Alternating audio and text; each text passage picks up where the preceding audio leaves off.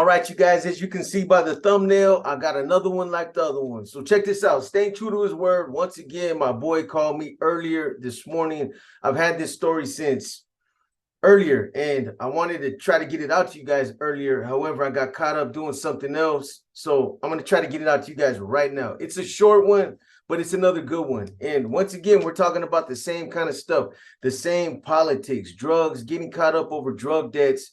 There's another good message in this one as well. So this one right here, it actually involves somebody that one of the viewers had asked about. One of the viewers asked if I had any more stories about Indio from El Sereno. So that's who this one is going to be about right here. Again, this happened in Pelican Bay, A yard. It's a level 4, 180. So apparently this incident happened almost immediately after everybody got out of the shoot program.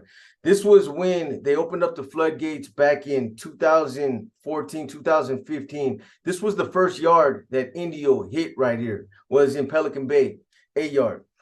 So he gets out, and, you know, the way that this guy was describing it was that it was kind of weird when everybody got out. Everybody was kind of just filling each other out. You know, there were guys that hadn't seen each other in years. And the first thing that they did, the first thing Indio did as a means to establish the yard, is he started pulling paperwork. Everybody out there on the yard had to go through somewhat of a new clearance process. They wanted to pull everybody's paperwork, find out where they had been, where they were at, who was there. It was basically like clearing them all over again, because you had a lot of guys coming from different places. So I'm sure their communication was up to par as far as who was housed in D facility, who was housed in C facility in the shoot program, who was coming from Corcoran, who was coming from Tehachapi. And then you had the guys that were already out there, a lot of the Sureños that were already on the yard. So they're going, everybody was basically under scrutiny at that time. They were pulling paperwork, and they wanted to find out a little bit about everybody that was out there. This was something that Indio had personally implemented.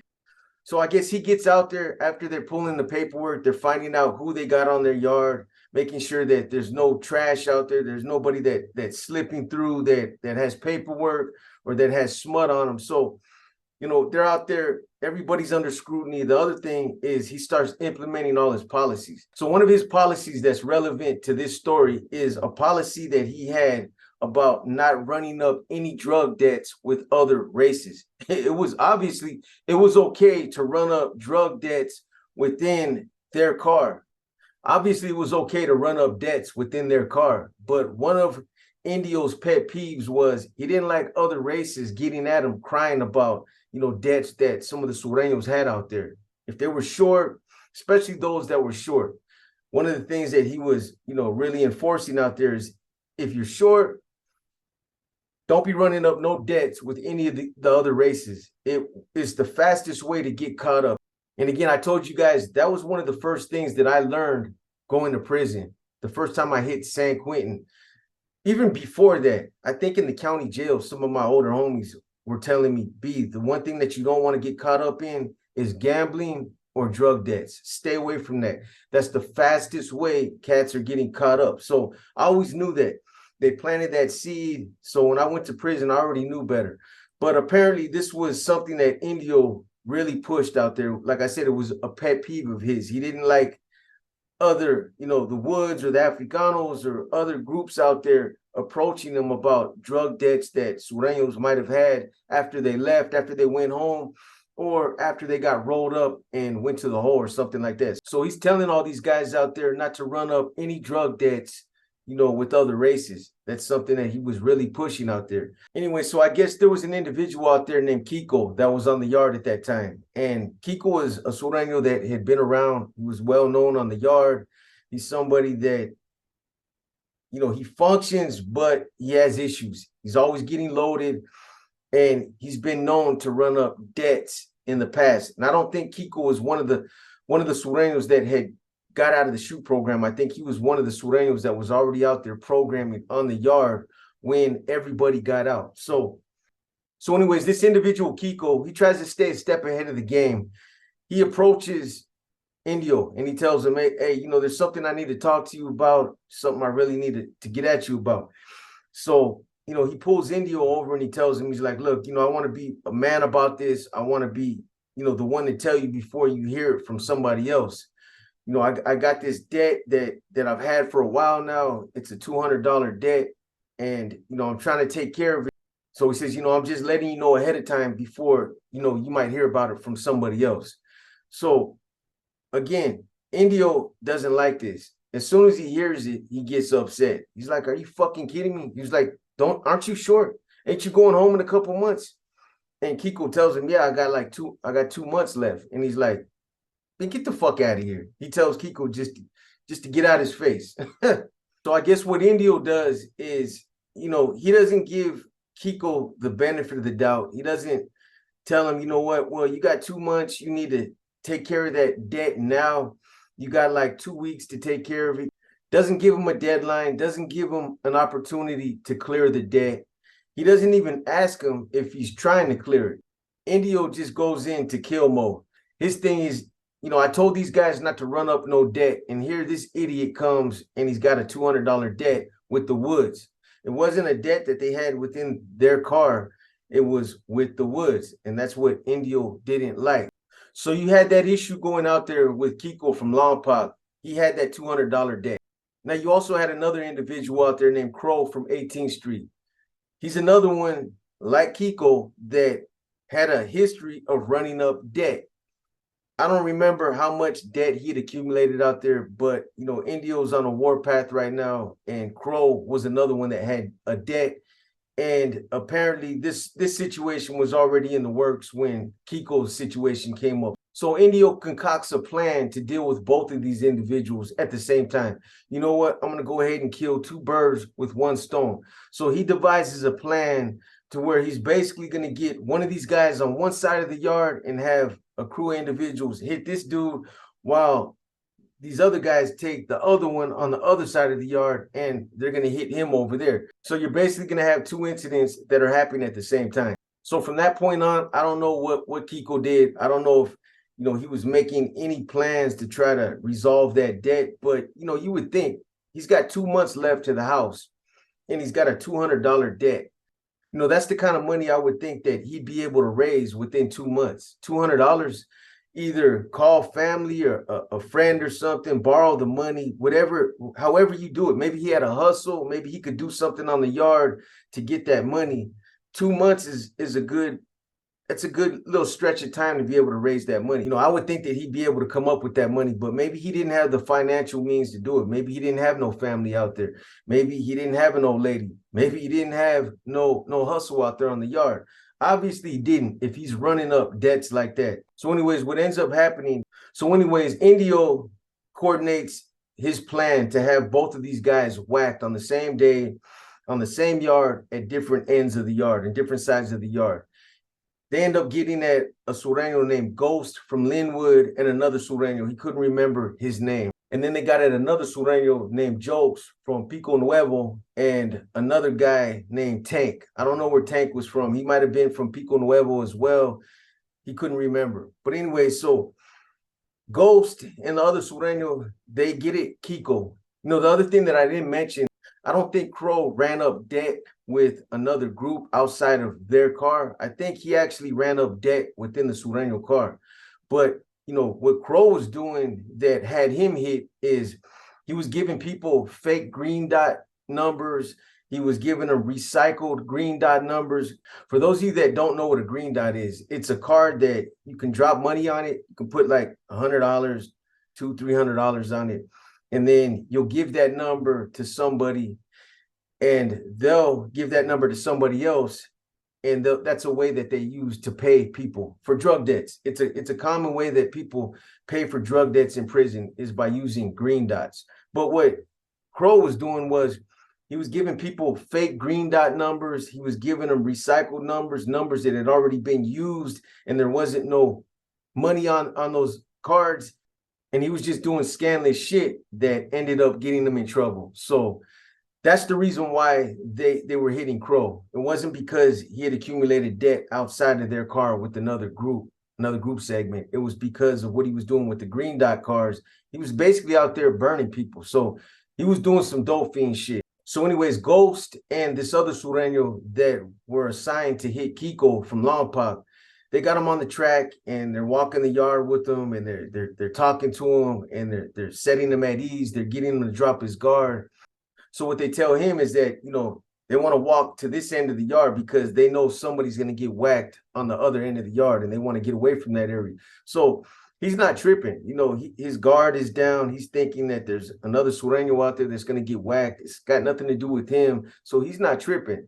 He's walking over there to one end of the yard with them. So in the meantime, you got Jokes from Pico Nuevo and Tank taking Crow to the other end of the yard so that they could whack him over there. And they're telling Crow the same thing.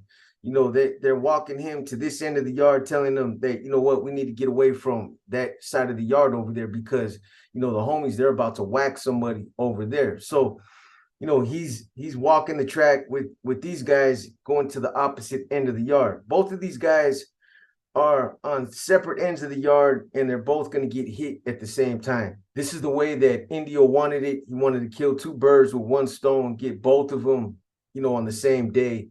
And like I told you guys, I know a lot of these Mexican Mafia members, even ABs and NF members out there, I know a lot of them were probably reluctant to have dudes hit out there because they always knew that there was a possibility of them getting rolled up. But, when business comes up like this, they still had to continue to do what they had to do, regardless of the fact that they got all this freedom, that they're out there getting carga and all these other drugs.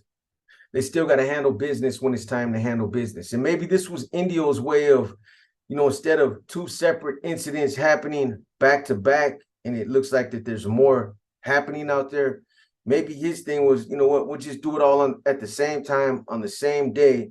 This way, it doesn't look like we're out here whacking people back to back, so I don't know. So anyways, they're on separate ends of the yard, and they're basically, they're talking to these guys. They're rocking them to sleep. They're getting them to drop their guard. And, these guys, they're probably looking around trying to figure out who's going to get hit on the other end of the yard, oblivious of the fact that each one is a target. So at one point, Ghost from Linwood and this other Sereno, they take off on Kiko. They start whacking them. Bam, bam, they're hitting them. And they're going to town on Kiko. And as soon as they start hitting Kiko, this was the cue for the other two to start whacking Crow. So Jokes and Tank, they start hitting Crow on the other end of the yard. They're going to town on him. And this is happening at the same time. So I guess at some point, the gunner sees Jokes and Tank on Crow.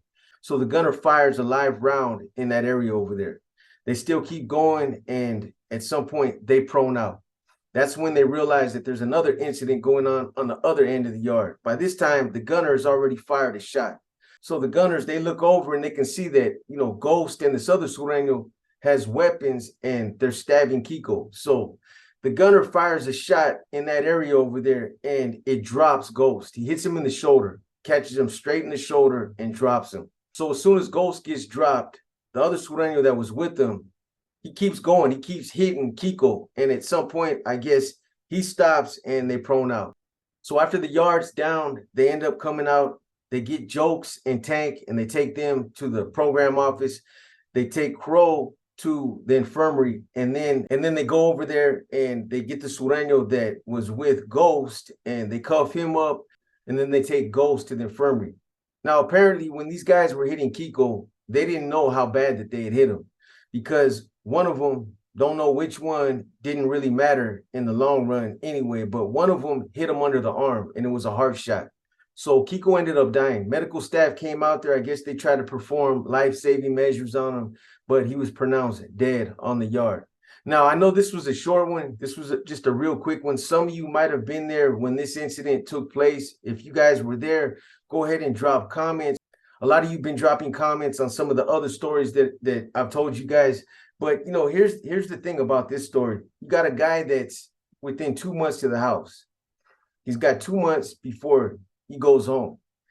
And he's out there running up drug debts 2 months before he goes home. And, that's just part of it, though. The other part that jumps out at me the most is Indio finds out about it, and he doesn't give him the time of day to even tell him, hey, I'm going to take care of it. I'm going to handle it. I'm going to try to get that money. Doesn't give him a deadline. he just straight green lights him. And, you know, when I think about it, maybe it was to send a message to all the other Sureños that this is not going to be tolerated. That when you run up a debt like that and it's outside of our car with, you know, other group segments, other races, then this is what's going to happen to you. I don't know, but it just seems like these politics are cutthroat. You know, prison is not a nice place, understandably. You know, so the message here is, I guess, you know, don't run up drug debts. You know, this was something that I was taught early on before I even went to prison. It was like one of the first things out of the homies playbook is like, bro, don't run up no drug debts. Don't run up no gambling debts because you get crossed up. But, you know, the other part of this is you're not going to be given the benefit of the doubt. You know, you run up drug debts, it causes friction between, especially when it's outside with another race. If you're short to the house and you think you're going to slip out and you have a bunch of outstanding drug debts, if they don't catch you before you leave right there, when you come back, 9 times out of 10, you're going to be on that list. They're going to get you when you come back. So what's the message? The message is don't run up no debts. But the bigger message is stay your ass out of prison. Anyways, I know this was a short one. I just wanted to get you guys out something tonight. I got a good one for you guys tomorrow. It's a banger. It's a lengthy story. I knew I wouldn't be able to get it out to you guys tonight if I dropped it. So this is something I just wanted to get out real quick. But we're going to keep these going. I'm going to try to drop an Inner Demons for you guys tomorrow. And then I got something else that should be coming out sometime at the later end of this week. Anyways, with that being said, I hope you guys enjoyed this episode. This is your boy B, and I'm out.